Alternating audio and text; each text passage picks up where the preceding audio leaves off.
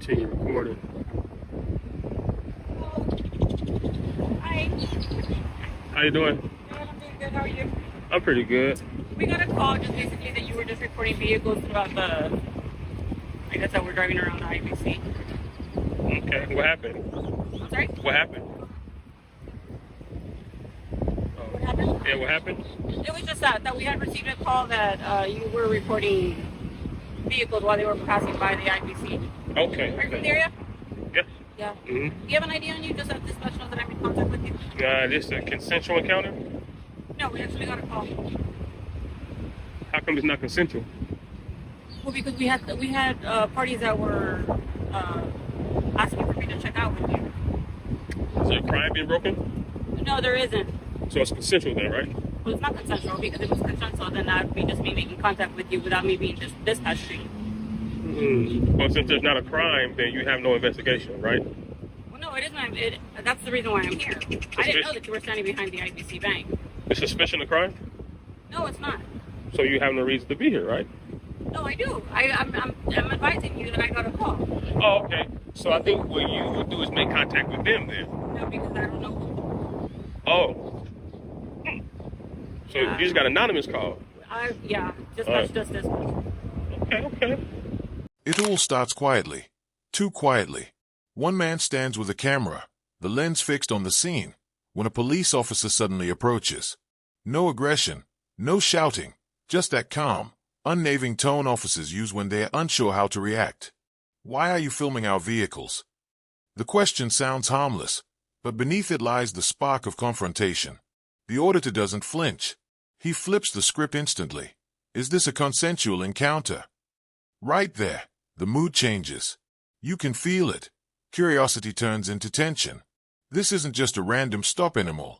It's the start of a legal chess match, where every word, every pause, and every look will count. From this moment on, both sides are locked in a silent power struggle, authority versus awareness, badge versus rights. Well, I don't really give ID. Well, you're required to right now because obviously I got a call. It's not a consensual encounter. I'm only required to give ID. I believe it's 3802 Penal Code. I'm only required to give ID if I'm lawfully arrested. I'm not lawfully arrested. Well, no. Yeah, obviously if you're arrested, then yes, Right. obviously you're required to give your information. Mm-hmm. But what I'm trying to make you understand is this isn't a casual encounter. I just didn't drive by here and just say, hey, okay, let me check out with this guy. That's not what happened. Okay, so I didn't know that you were out here. you're right. Okay? So in terms of your investigation was a suspicious person. Yeah, that's how the call came. And obviously you're not doing anything wrong. I mean, I can see that you're just standing here with your phone. Mhm. I mean, I'm not. You know what I mean? So and why you're not would- in any trouble. I mean, I wouldn't know that. If I surrender my Fourth Amendment, I could be wanted. Then I'd be surrender of Fourth Amendment, then I could be in trouble. In trouble for what? I'm just saying, in hypothetical scenarios, we watch cops all the time, right? It still comes on TV. When someone surrenders their Fourth Amendment, such as their ID, you guys run that through NCIS, and then you go, or ASIS, you're right, and you run their system, their information is look for warrants. So now they surrendered their Fourth Amendment, then they're subject to arrest. Okay, so do you understand the reason why I'm here? Yeah, I you're here. totally understand that, but that would be like in a whole different circumstance, right? This isn't a traffic stop or anything like that. And Right. it's not a casual encounter. Mhm. I mean, you can just provide me information. We did get a call that you were out here recording vehicles. Again, you're not committing any crime. Mhm. The only thing is that I got dispatched here. Okay. No rings. You're not married? No, sir. Why not? No need to be. No need to be? Oh, wow. Woo. If you don't mind, I'll be out of your hair. It's kind of hot out here, and you can continue. Hey, it's a good shade. Look at this shade Oh, tree. Yeah, unfortunately, I cannot assist you with your investigation. That's not my job. I'm not going to do that. So even identifying me will be assisting you with your investigation. Well, the thing is that I don't know you personally. You're not supposed to. I'm a private citizen. Yeah, of course. So Right. what I'm saying is I got dispatched here. Well, you got to So know. it's not a consensual encounter, right? You do have to identify, is what I'm saying. I don't have to identify. Because it isn't a How long you been casual officer? encounter. A few years. A few years. I got a question. This is hypothetical speaking. I'm not insinuating nothing. This is a hypothetical conversation. When officers encounter a member of the public, and a member of the public explain to them their rights. Okay. I can hear you. I can Oh. multitask. Okay. Now the real test begins. The officer insists you have to identify yourself. But the auditor isn't backing down. He cites the law word for word, standing firm under pressure. His voice doesn't rise. His body doesn't move. Yet every second that passes feels like a tightening rope between them. This is where the balance of power shifts, one man calmly teaching the police their own law, one clause at a time. The camera doesn't blink, and neither does he. He speaks about the Fourth Amendment, unlawful detention, and the right to refuse. You can almost feel the officer's confidence start to falter, not from aggression, but from knowledge. This isn't resistance. It's education, served cold, sharp, and precise. The audience knows this conversation is no longer about ID. It's about who really understands the law. Name? How's it going, bro? Officer Munguia, Badge number? 714. 747. What was your badge number? 747. Okay, just like a hypothetical question. I'm not insinuating nothing, but when officers encounter a member of the public and the member of the public state their rights or a penal code, why do officers never think that they're police? Is it because there's a code of conduct that says if you're a police, you wouldn't do this? If you're a police, you wouldn't be out here with a camera doing what you're doing. Is that like an internal thought process? I have no idea what you're talking about. I don't even know. Wow. So no one. So when I rewind this and play this, you're saying I gave an incomplete sentence?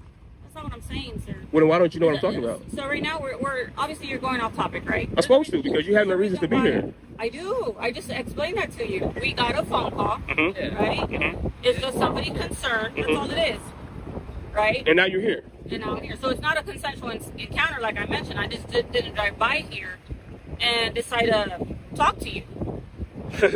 You did. I did. I actually got here. So It's a little too loud for us to just roll by and talk to people. we just came into shift anyway. So Well, the reason I say you did is because no one gave you a citation of a law being broken or a policy being broken. Therefore, for you to drive past and observe, you observe the suspicious person, which is me. You see no crime. You was given no crime. no. And you observe the suspicious person, which is me. And since you observed the suspicious person, Yeah, I got you. No, like hey, y'all body cameras rolling? yeah. Okay. Like she just finished explaining to you, we just got a call, right? You know, so whenever we get a call, you know, you're matching description, we just, you know, come say what's up, right? Make sure you're good. You know what I mean? But listen, I want to have a lower level conversation real quick. This is my hypothetical question.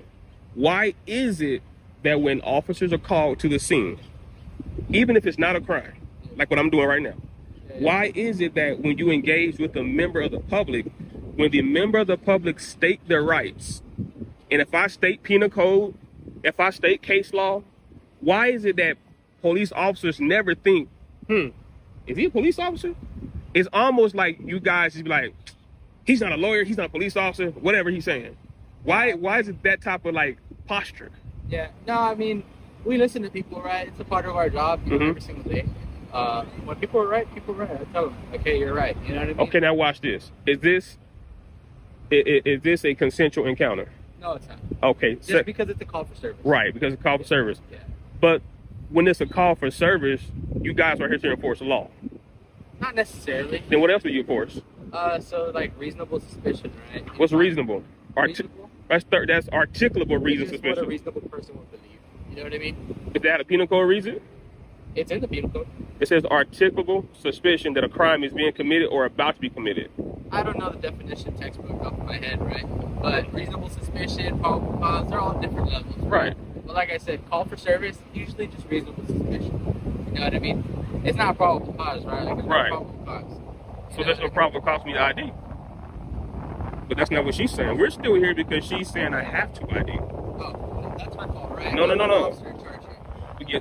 She's officer in charge, Yeah. but you still have a duty to correct any erroneous mistakes. Yeah. So right, so I don't see any mistakes going on here.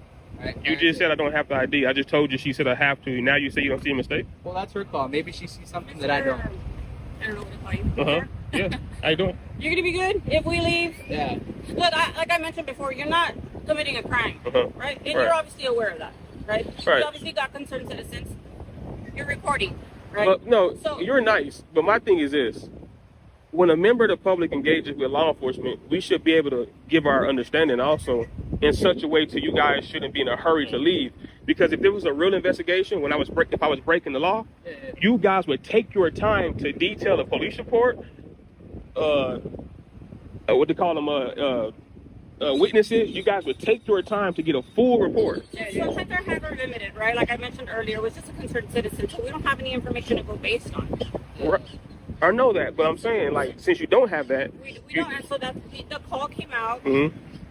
I'm matching your description. You're obviously holding a camera, you're Right. recording, so that's all we have. That's all we have to work on right now. So that's why I'm making contact with you right now. But for future reference, I just want you to know that that is not enough to ID someone. Okay. And I think you know that. I think you probably got to update it. You know, It just I think it makes it easier, right? And like I mentioned, you're not in any trouble, like you had mentioned. Mhm. I'm trying to make contact with you. Right. At the end of the day, I'm doing my job. no, you are. But see, Right. part of your job is to enforce accurate law. If you're misinterpreting the law, now you're violating someone's rights unknowingly. You can do it knowingly or unknowingly. Like this gentleman, when you went to the car, he said, "I did not have to ID." Now, that's counterproductive to what you said. So then when I told the gentleman, well, tell her that, then he said, well, it's not my stop. See, now we have a difference of understanding here. We got two law officers saying two different things. That is a problem. You should be on the same page.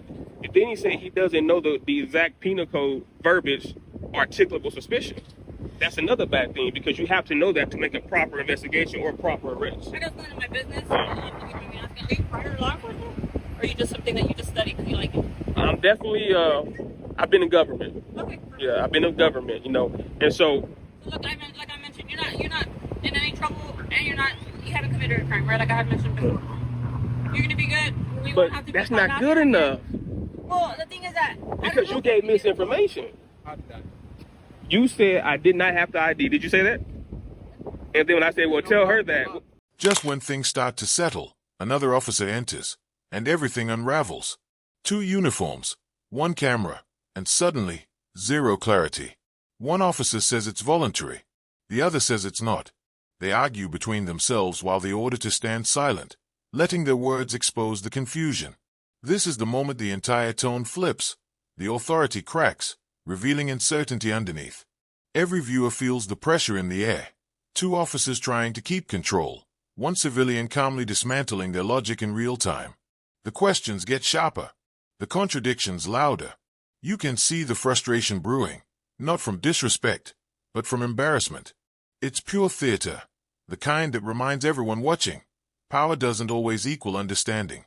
By the time the clip ends, the line between in charge and in trouble has completely blurred. There's no proper cause. So then why did you say I have the ID? Well, because it wasn't a casual encounter. It just make it easy. That's not a legitimate circumstance. I want to know the right answer. So I'm trying to get you guys to get on the same page. That's what I'm trying to do. I want to know, why did you say I don't have the ID, and why are you saying I do have the I ID? did get dispatched. He didn't get dispatched. Doesn't matter. He's law enforcement. Well, yeah, but what I'm saying is he probably just did a roll by him. I'm pretty sure he didn't get dispatched to here. I have a call. Like, I have an actual This is call her that I responsibility. I mean, there's always an officer in charge for any situation, but that doesn't mean you didn't know what's going on, right? Okay, so like I mentioned, I did get a call. Mhm. I have a call was created for me to make contact with. Mhm. This isn't, like I mentioned, I just didn't casually drive up here and I was on the other side of town when this call came in. Right. Right. So all I'm saying is, Okay, let me ask you this: if I would have gave you my ID, would you have ran my name? read it. Would you have ran it in the No, system? I would have logged it in. Just that I made contact with you. So you wouldn't have ran for warrants? No, there's a difference. I can log it in that I made contact with Mhm. you, and obviously you haven't committed a crime. And running it through the NCIC, TCIC, Right. which you had mentioned, is totally different. I wouldn't have done that. Now let me ask you this: how would a member of the public know when you're going to make that discretionary You decision? could have asked me just like you did right now. But Or you could have probably heard. I've You done it log before. I've done it before, and I know. And that's the bad thing about law enforcement encounter. You know, when a member of the public says something that happened in the past, law enforcement says, "Well, that's a different situation." But Which it was. when you guys encounter us, and you say, "Well, you could be doing this, you could be doing that," then we can say, "Well, that's a different situation." So it goes both ways, you know. Well, Right. yeah, every situation is different. Unfortunately, we're here Mhm. because like I mentioned before, the call that I received, Mhm. right? And that's basically, like I mentioned, you're not in any trouble or anything like that. You guys got cards? Yeah. Yeah. You can write the CAD number on there, this call for service number on there for me. You want the cat narrative number? Yeah. Negative on vehicle. So you don't want to say are you the kind of public official that don't correct their officers when they're wrong? I don't know if she's right or wrong. You don't know penal code? I do. What's penal code for ID? Penal code for ID? Yeah. That doesn't really make any sense. What is the penal code for when a member of the public is required to identify themselves? When they're suspected of committing a crime. Right. Am I suspected of committing a crime? So But when, like I said, we got reasonable suspicion, we got probable That's- cause, we got mere suspicion. all that is separate though. Yeah. But you're rambling on about all these different. I'm rambling. Yeah, you keep throwing different names. Isn't that what you guys use to articulate an arrest or a citation? You use penal code, right? Yeah. So when a member of the, Transportation code for citations. or, Yeah. or right, so when a member of the public brings up penal code, then they're rambling Well, I mean, you don't really stay on one topic. You know what I mean? That's what I'm saying. because you guys have no reason to be here. So I have to use subject matter examples to get you guys to understand. Well, it's like she just finished telling you, man. We do have a reason to be here just because of the call. Now, Right? That doesn't mean we're, telling you, hey, you're committing a crime or whatever, right? But it's just a concerned citizen, right? Our citizens are responsible. You're Daffy Duck. You need to touch up on your law and your fundamentals because you are a casualty to the city, and you, by the way you interpret things, it's not good for law enforcement. That's not a case number. I stretched it out. It's just the cat narrative call that we It's information. If you guys are here on an information call. Yes. Yes, I know. Yeah. No. Alrighty. All right. All right. Be safe, man. Hey, and always remember, every member of the public could be an FBI agent. They could be anybody. So when you give inaccurate representations of the law, you're opening yourself up to situations and circumstances. And we don't want to do that because the taxpayers have nothing to do with it. Okay. You too.